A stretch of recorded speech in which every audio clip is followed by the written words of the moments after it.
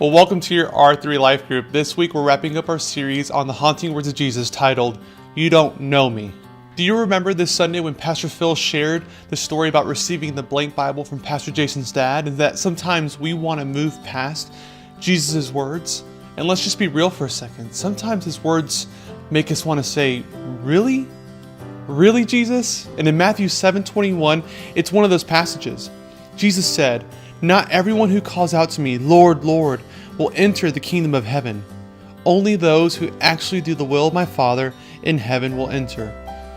The following two verses say, On judgment day, many will say to me, Lord, Lord, we prophesied in your name, and we cast out demons in your name, and performed many miracles in your name.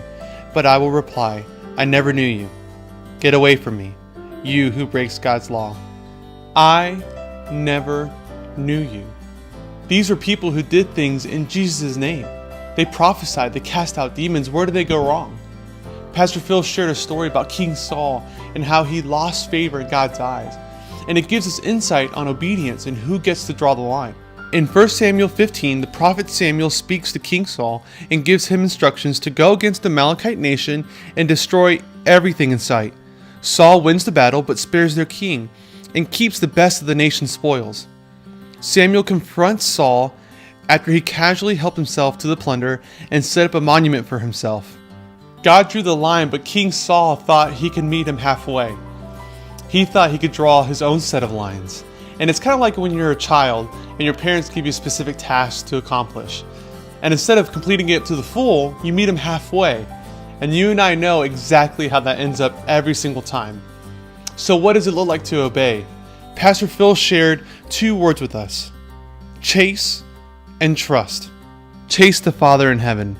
This point is pretty simple. What you love, you chase. And we all know what it means to chase after something. How are you doing chasing after God? Saul was the very first king of Israel. And if you read early on in 1 Samuel, you can see Israel begging the prophet Samuel for God to give them an actual king. At that time, only God was their king. And God warned them what it meant to have a flawed human being as the high protector of Israel. They wanted one anyway.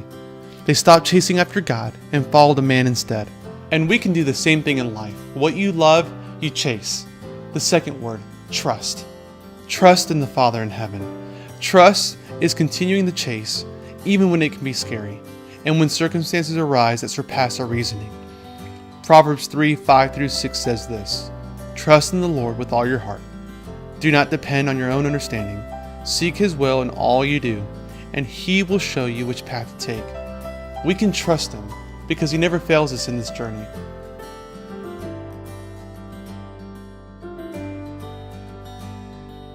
Well, welcome to Reflect. Pastor Phil used a quote this Sunday that merits a visit. William Barclay says this, There is only one proof of love, and that proof is obedience. There is no point in saying that we love a person and then doing things which breaks that person's heart. Faith without practice is a contradiction in terms, and love without obedience is an impossibility. I've heard it said like this, obedience is God's love language. It's not a set of rules to follow or a quota to meet. It's about being present in the chase and trust what God has called us to do.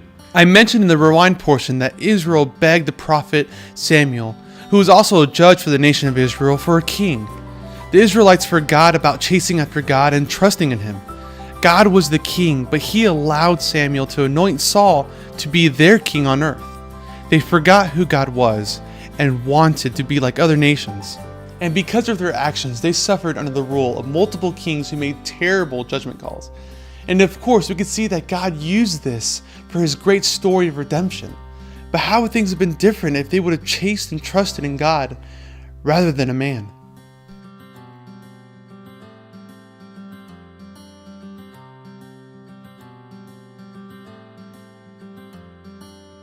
Welcome to React. Hopefully you're able to share your story this past week. If you haven't done so already, please do.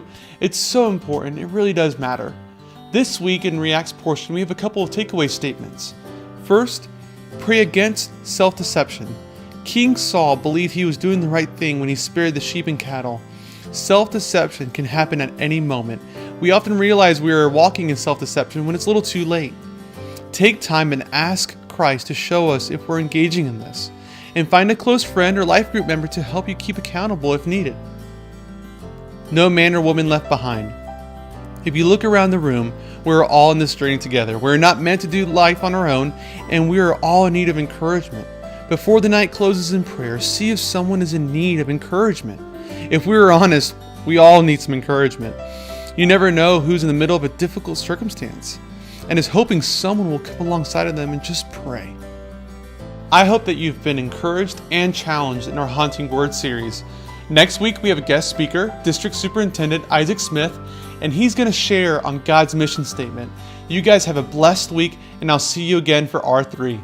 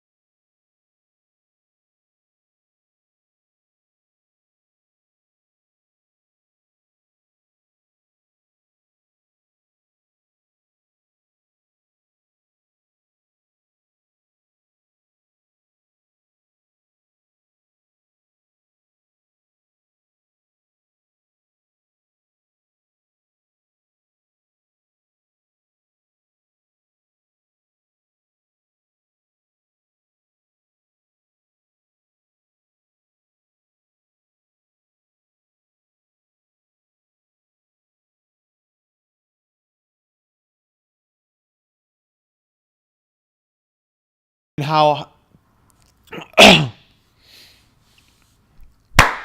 I never knew you. I forgot. Let's just mark that off. Present in the chase. Present in the chase and trust God.